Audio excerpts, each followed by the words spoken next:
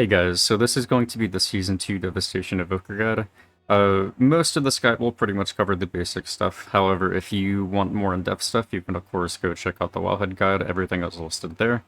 Besides the point, this one will basically be going over both the rotation stuff. It'll also include the Made Simple series if you want to go watch that for an easier time on knowing what the rotations are, etc. It'll go over stats, it'll go over trinkets, best slot weapons, etc. And just basically explain what Devastation is and what it can bring to both your M+ groups and Raid. So I hope you enjoy. Hey guys, this is going to be the Made Simple series on Scalecommander for Season 2. Not a lot has changed when it comes to orc cooldown usage, however we now have a slightly different priority list compared to before with a higher importance in where you use Shattering Star and Fire Breath. This season, our 4-piece provides an awesome buff to our empowered spells, allowing each jackpot proc to give them a 20% damage increase, totaling out to 40%, which of course we always want to use that on Fire Breath. And because of this, we always want to have both of these synced up, with Fire Breath always being used first, so we're now taking Eye of Infinity over Event Horizon. And you'll pretty much do this for every bit of content. Now regardless, as tradition for Made Simple, we're going to do single target, however, the gist of AoE is always using Charge Blast with Pyres as efficient as possible, whether or not you use Fire Breath and then Mass Disintegrate before you send Dragon Rage for the 3 Pyres. You always, as I said, you just want to maximize the amount of times that you can use 20 stacks of Charge Blast. And the more you get, obviously equals the more damage you deal. Now anyways, going to single target. So you first want to Verdant Embrace your first Living Flame, straight into Deep Breath. Then you're going to Dragon Rage into Shattering Star, then Fire Breath, into Eternity Surge. Now, if it's just one target, then you'll of course just use both Mass Disintegrates on that one target. However, if it is multiple targets, you will kind of dot out enemies with those bombardments. Now, besides just spamming a bunch of Essence and sending Disintegrate as much as possible, you always want to generate as much Essence Burst as you can as well. So I'll explain it after I do this. You kind of just want to always spam Disintegrate using all your Essence Burst, spending all of your Essence in general. You want to get out as much as you can through your Dragon Rage window. Now, when it comes to whether or not you have to use Disintegrate after Mass Disintegrate, you actually never want to do that. And that's mainly because afterwards, you want to keep bombardments on enemies as long as possible, because it'll obviously keep your Deep Breath off of cooldown. You'll get it every like 20-25 seconds. So every single time you use Mass Disintegrate, afterwards you want to make sure you use a Leaping Flames Living Flame, and that way it'll always hit at least one or multiple enemies or one and one ally. No matter what it hits, it'll always give you that double Essence Burst. So you can use that double Essence Burst along with Imminent Destruction with Deep Breath, and you'll be able to pretty much just pull up a bunch of Disintegrates or Pyres and basically just stack them together. Hey guys, this is going to be the Made Simple series on Flameshaper for Season 2. Not a lot has changed when it comes to our cooldown usage, however we now have a slightly different priority list compared to before with a higher importance in where you use Shattering Star and Fire Breath. It's a little bit different from Scalecommander, but it's more or less the same. However, we really put emphasis on using our 4-piece, which every single time we get a proc of Jackpot, it'll increase our empowered spell by 20%, totaling to 40%. We really want to use that on Fire Breath, mainly because of our Consume Flame and Engulf in general. Flameshaper is pretty much, their entire identity is around Engulf and Consume Flame, where Consume Flame obviously does the majority of the damage compared to the two things. So as I said, we basically just always want to use that 40% on Fire Breath just for that. Other than that, it's a slightly weird damage increase from, I guess, what was discovered recently, where you don't always want to use the first Shattering Star and the first set of Engulfs. It's not really that big of a damage increase, as I said, but regardless, like, you can, I'd say for most people you can pretty much use it anywhere. However, if you want to min-max it, you want to use it specifically right before you start Disintegrate spamming, just to get like all of that those hasted Disintegrates like damage increase, and just the essence from it as well. The damage increase at Shattering Star is pretty meaningless, but regardless, for single target as tradition, we're going to follow up with a Verdant Embrace into Living Flame, and then we're going to tip the scales, Dragon Rage, into Fire Breath, and then both Engulfs and then Eternity Surge into Shattering Star, and then cast both of Disintegrates. And you basically just Disintegrate spam non-stop. Then you want a Living Flame straight into Fire Breath. You always cast it at rank 1 afterwards. You can do either or. You can either tip the scales the first Fire Breath or tip the scales the second Fire Breath. It actually makes zero difference when it comes to the damage output. However, obviously if you want the later half where you have both engulfs, then of course tipping it will always just give more damage. Regardless, it's basically still the same core style of gameplay that we had back in Dragonflight, where besides that, you kind of just use your powered spell as they come up, but you always want to make sure that you have the Enkindle dot, the Ruby Embers dot, and just Fire Breath dot on every enemy that you want to hit with Engulf, because it'll just give Engulf more effectiveness. So generally when coming to stats, it actually differs quite a bit compared to last season. However, for the majority of people and the majority of content, you can actually get away with just having the same exact gear for both hero trees. Scalecommander obviously preferring a bit more haste than Flameshaper, however it's not that far behind. In Raid, you pretty much always want to prioritize crit, and when in general content, you always just want to prioritize crit and haste over everything else. Having the lowest amount of versatility is obviously good, and then we really don't care about mastery at all. When it comes to trinkets, IF Kazan, Mugs Moxie Jug, House of Cards, and Signet of the Priority are pretty much the 4 top trinkets for us. Flameshaper is usually better with House of the Cards, specifically for the mastery.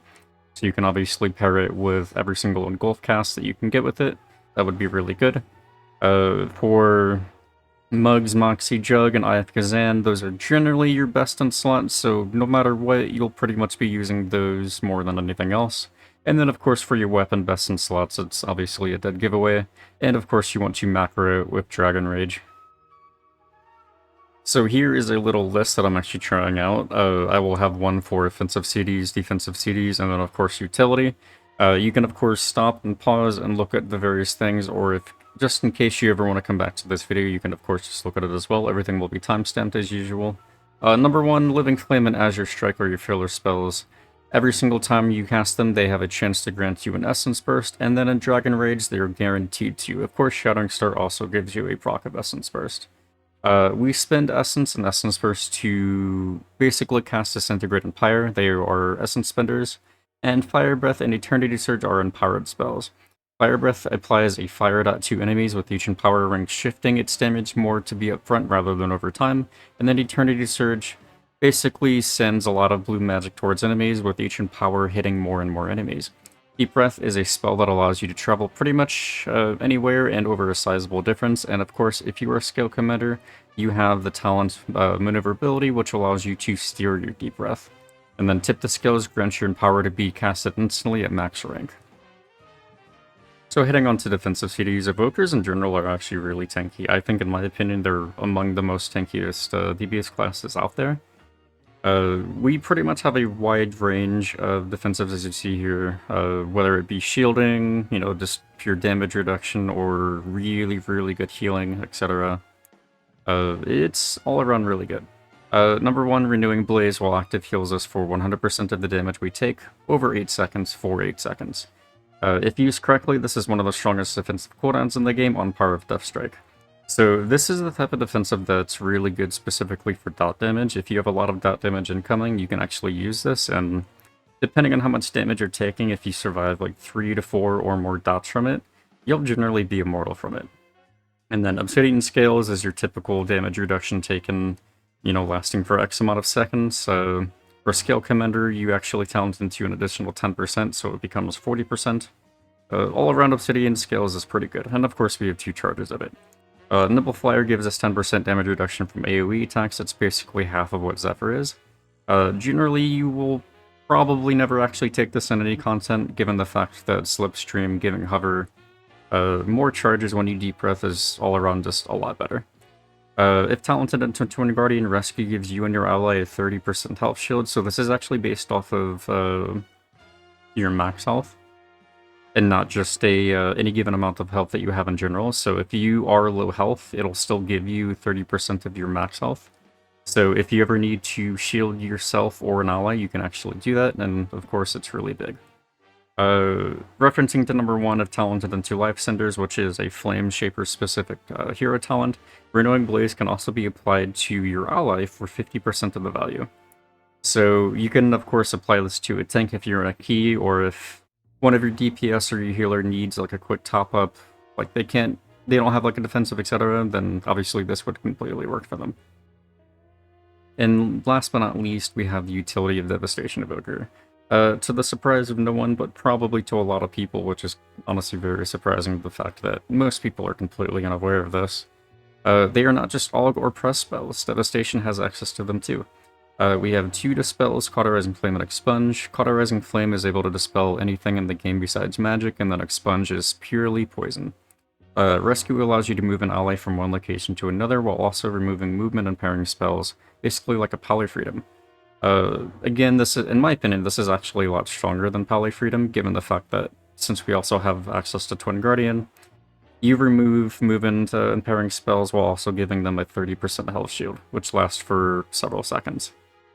Although it's fairly weak compared to most group-wide buffs, we bring Blessing of the Bronze, which permanently lowers the cooldown of movement spells by 15%. It's mainly weak because it's only by 15%. If it was more, then it would obviously be better.